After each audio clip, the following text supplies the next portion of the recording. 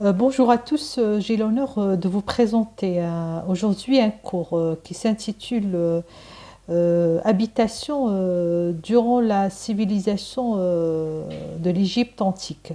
Ce cours-là est destiné plus précisément à mes étudiants de deuxième année architecture et urbanisme. Durant ce cours, on va débattre pratiquement cinq titres. D'abord la chronologie de cette grande civilisation, son lieu d'émergence et ses fondements, histoire de vous mettre dans un contexte historique. Ensuite, on parlera de son urbanisme et ses spécificités très brièvement. Et enfin, on va détailler la maison et les habitations de cette civilisation avec ces deux sortes de maisons, maisons ordinaires et maisons de luxe. Et là, je me suis référée aux trouvailles archéologiques de deux sites emblématiques de l'Égypte, le site de Kaoun et le site de Tel Amarna. Chronologiquement parlant, il faut savoir que l'Égypte ancienne a vécu quand même une période de division menée par plusieurs forces militaires. Et ça, c'est le cas de pratiquement de toutes les grandes civilisations de l'Antiquité. La région n'a été unifiée que pratiquement en 3000 avant Jésus. La région de Memphis était la capitale de cette époque. Cette époque aussi a vu naître la fameuse écriture hiéroglyphe. Cette unification donc a duré jusqu'à pratiquement 2700 avant Jésus. Ensuite, il y avait une grande et longue période, je dirais, de gouvernance dynastique qu'on appelle Ancien Empire, Moyen Empire et Nouvel Empire. Donc cette période débute entre 2700 jusqu'à 1100 avant Jésus. Donc la première, il y avait la construction des pyramides de Giza. Et donc la dernière, il y avait aussi la construction des temples de Karnak, de la ville d'Luxor et la ville, on appelle la vallée des rois. Enfin, il y avait la basse époque. La basse époque, c'est une période d'hostilité militaire. Pourquoi? Parce que la région de l'Égypte a vu plusieurs invasions militaires menées d'abord par les Assyriens vers 666, par les Perses vers 525, par les Grecs et les Macédoniens vers 332, et enfin, c'est les Romains qui ont pris en finale le pays vers 30 avant Jésus. Parlons de lieu d'émergence de cette grande civilisation. La chose la plus importante, c'est que l'Égypte ancienne était un ensemble d'agglomérations établies de part et d'autre du Nil. À part la vallée du Nil, le reste du territoire est pratiquement désertique. Et les villes égyptiennes étaient tellement isolées qu'elles n'avaient pas besoin de se regrouper dans des villes fortifiées pour se défendre, comme était le cas dans plusieurs villes antiques. À vrai dire, l'existence du delta du Nil a engendré la division de l'Égypte ancienne en deux royaumes. D'abord, la Haute-Égypte au sud, avec l'élevage comme activité principale. Et donc, cette région était plus rurale que d'autres, et donc peu de bâtis. Ensuite, la Basse-Égypte, qui se trouve au nord, près du delta, et cette région-là pratiquait l'agriculture, et donc elle était plus urbaine que l'autre. Parlant des fondements, les Égyptiens croient que l'univers suit un ordre très précis. Et ça, c'est une réalité des choses. Et l'architecture et l'urbanisme tentent de reproduire cette précision. Et donc, à partir de là, ils croient à une philosophie qui est, je dirais, spirituelle, très religieuse, qui est ancrée dans la personnalité des Égyptiens. Et donc, cette philosophie est basée sur deux éléments majeurs. D'abord, les axes, ensuite les cycles. Les axes, l'orientation particulière du Nil, nord-sud, et le parcours du soleil est-ouest ont mené les Égyptiens à croire que l'Égypte est au centre de l'univers et qu'il existe deux axes. Un axe terrestre qui est le Nil et un axe céleste qui est le Soleil. Ensuite, le cycle du Soleil, c'est-à-dire jour et nuit, et la chose qui est présente, c'est le cycle des crues du Nil, ont mené les Égyptiens à penser que tout est cyclique, même la vie et la mort. Donc ils croient que la deuxième vie après la mort est éternelle. Et là, d'où on voit des corps momifiés et des sarcophages précieux. Parlant de l'urbanisme durant cette civilisation, on va dire grosso modo que l'Égypte était pratiquement un ensemble d'agglomérations qui éparpillaient le long du Nil, dont la plupart n'étaient pas des villes proprement dites, mais des banlieues, on va dire, autour des résidences des pharaons. Donc, 6 agglomérations ont abrité les ouvriers qui construisaient les pyramides et les temples. On les appelle cités ouvrières.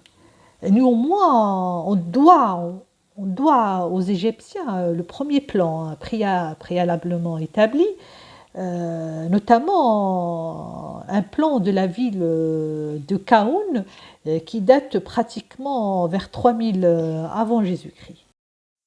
Suite à la philosophie que j'ai évoquée tout à l'heure, aussi suite aux données climatiques, géographiques, topographiques de l'Égypte.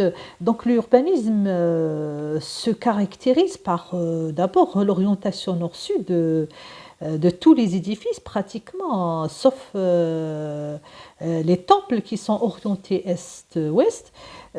Aussi l'orthogonalité des systèmes viaires, la situation centrale des sanctuaires et des palais.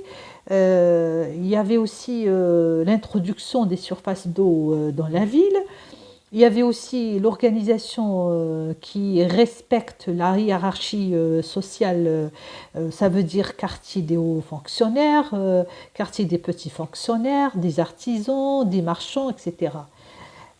Aussi, les maisons répétitives typées, par exemple, comme j'ai dit tout à l'heure, la ville de Khaoun et la ville d'Amrana. 7 maisons répétitives pour chaque catégorie sociale. Dans ce tissu urbain, les anciens Égyptiens ont construit une palette de maisons et d'habitations que je vais évoquer éventuellement au fur et à mesure. Mais avant cela, j'ai envie de vous faire une petite introduction là-dessus. D'abord, il faut savoir que la société de l'Égypte antique était très hiérarchisée et l'habitat varie selon la position sociale de l'habitant. En bas de l'échelle sociale, on trouve la catégorie des paysans qui vivaient dans des maisons construites à base de murs de briques crues, organisées autour de colonnes de roseaux liés. Donc, ce sont des briques pratiquement fabriquées à base de boue séchée qui sont potentiellement fragiles, mais la sécheresse du climat a fait que ces maisons en torchis sont durables. Ensuite, la catégorie des artisans qui vivaient dans des maisons semblables au premier type, mais elles sont construites en briques crues. Mais certaines d'entre eux construisaient leurs maisons sur 2 niveaux. La troisième catégorie, c'est la catégorie des notables qui vivaient dans des maisons à 2 étages, avec un rez-de-chaussée où se trouvent les salles de vie et les salles techniques comme les salles de réception, d'approvisionnement. Et à l'étage, on trouve les salles plus intimes, les chambres, les salles de bain, etc.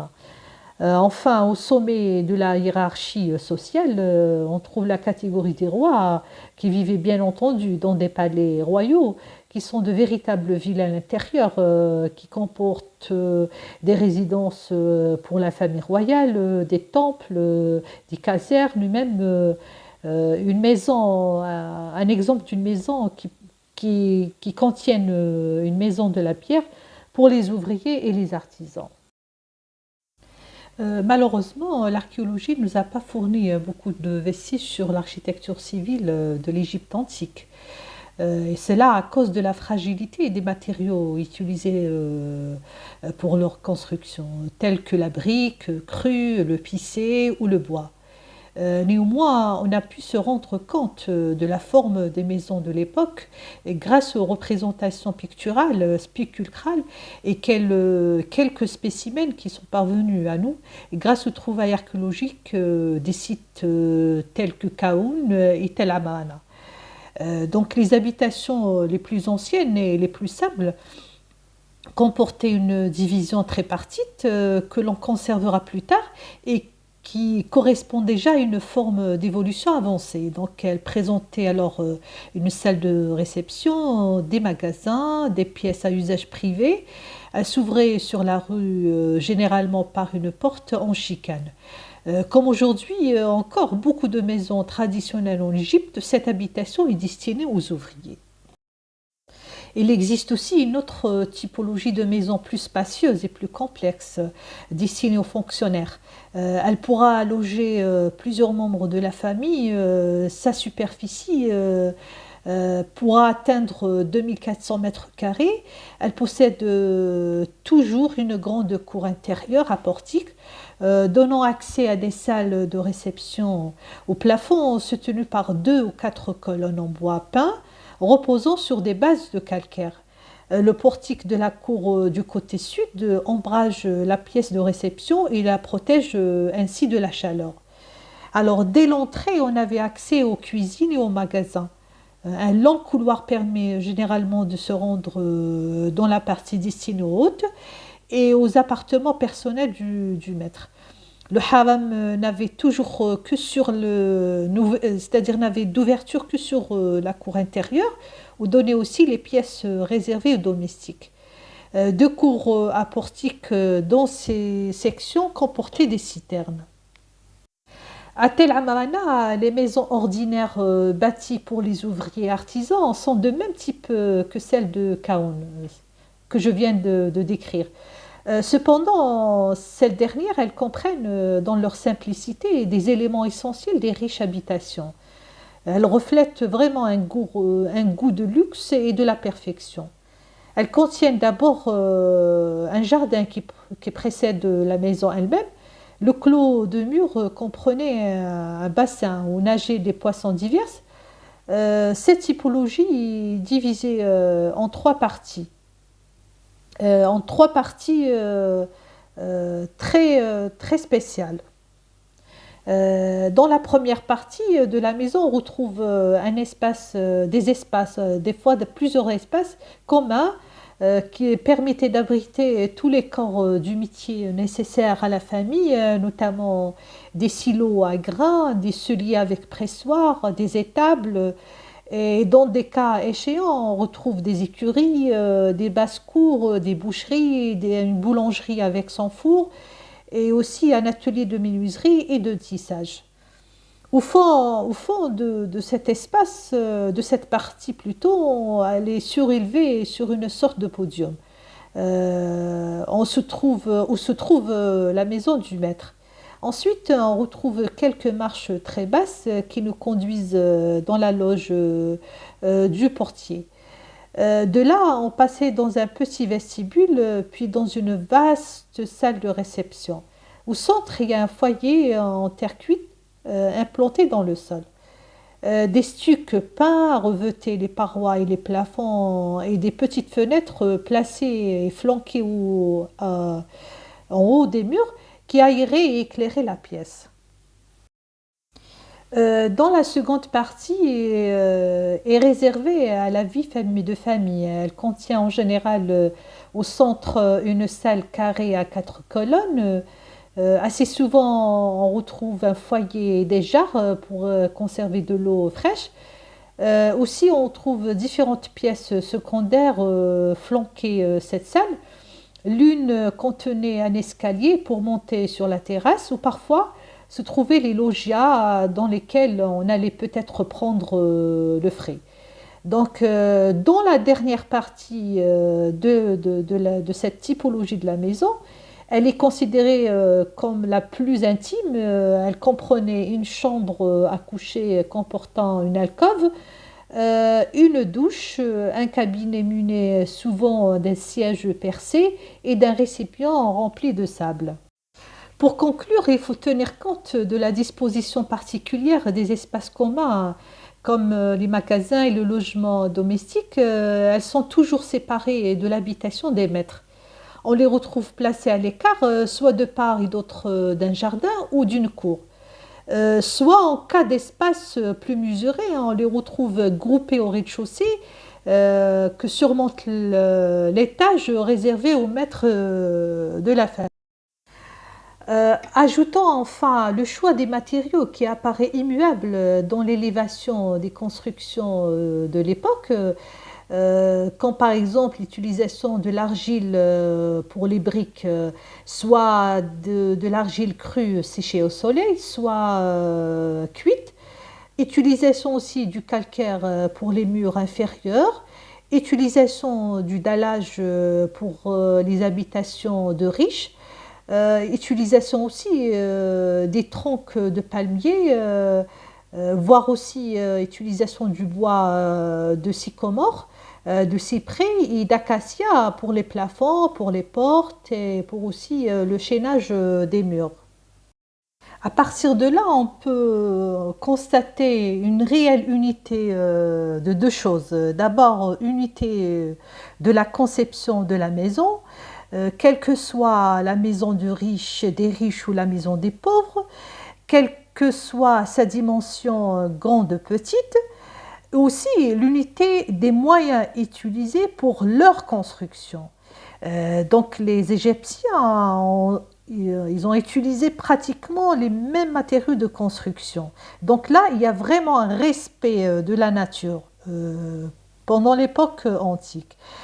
Mais aussi, ces deux unités ont été, on va dire, révélées par deux choses. D'abord, les conditions climatiques, mais aussi le mode de vie de la société de l'époque. Donc ça, c'est très important de le faire signaler. Il faut signaler aussi que ce modèle de l'Antiquité était repris pendant l'époque médiévale.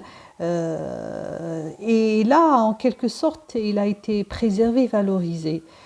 Et pas que, puisqu'actuellement, l'Égypte contient des maisons similaires pour destinées aux agriculteurs et qui sont vraiment inspirées des maisons des artisans de l'époque antique. Voilà, le cours touche à sa fin. Merci de l'avoir écouté. À la prochaine.